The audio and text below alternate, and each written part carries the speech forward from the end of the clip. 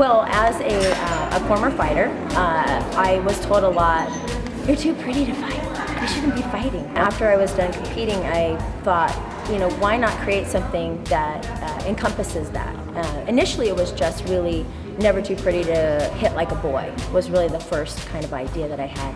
And then after thinking about it, I thought there are women and girls in sports, like every sport, that a lot of them are male-dominated sports. You can be strong, you can be beautiful, you can be feminine, and you can kick ass, and that's great. And I think that a lot of girls, especially growing up, should feel like they can do that. And so that's really why I created the brand.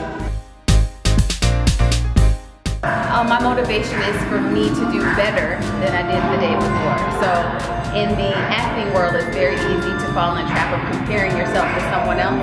But I just try to compare myself to what I did yesterday and try to do better today than I did yesterday. And where do I want to see myself? Obviously in a Marvel movie. I tell anybody that will ask, I will be in a Marvel movie one day, and I don't know if I'm being a good guy or a bad guy, so that's up to Marvel, but definitely in a Marvel movie. You get to see me next in season 2 Ballers because I start shooting again in 6 short weeks. So I've had a 5-month break, and now I'm getting ready to actually go back to work in a couple of weeks. So they can look forward to seeing me on HBO next summer with Ballers season 2. But if, in the meantime, they can go to HBO Go, HBO Now, or HBO On Demand and watch the first 10 episodes of Ballers. New opportunities opening up in the field that might not be as traditional as the ones that have been around for a long time.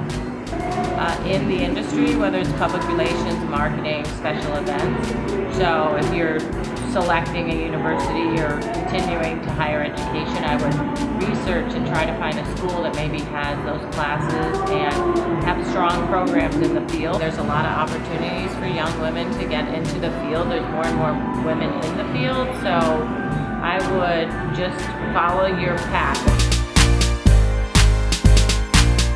Serena and Venus Williams, I think they've just done so much just for sports in general, just being a black woman, and just being on top. I know this year they didn't do too well, but in the past they have, and they've just set such a high standard for women like me. So I'm in love with boxing, but comparing it to other sports, it's just, it's almost the same thing, it's just a little more violent. In boxing, that is my greatest accomplishment. It really is. And it's one that very few people know about. I got together with Hal Miller, who ran the Golden Gloves. We lobbied former Senator Mike Malone, and we said, we got to get some money for kids. Boxing, Nevada is the boxing capital of the world. We're begging every year for money. The kids don't have equipment, they don't have uniforms, they can't travel, they can't compete. It's got to be, this is an injustice. So because of that, we lobbied. I lobbied everybody. I talked to everybody. And we got the law passed. I think that to be an official, be it a judge or a referee in this business, you have to be a warrior for your cause. You got to know that you're there for the right reasons, that you want to always pick the person that won, that the person that should win wins. I started playing football for the love of the game, and I said, you know what, I'm going to follow this wherever it takes me. Wherever God wants me in this, I'm just going to do it, because I knew I was supposed to be in football. But I never said I'm going to grow up and coach football. I never even thought about it, because there were really no girl coaches to even look at. Wendell Davis was taking over the team I used to play for, the men's team. It's like, you need to coach. You'll be great. Like, these guys love you, you know the game, great. And I was like, oh no. I mean, I don't think I'm supposed to coach. And then I did, and then from there it was like Bruce Arians was like, you have to do this. He was like, you're made for this.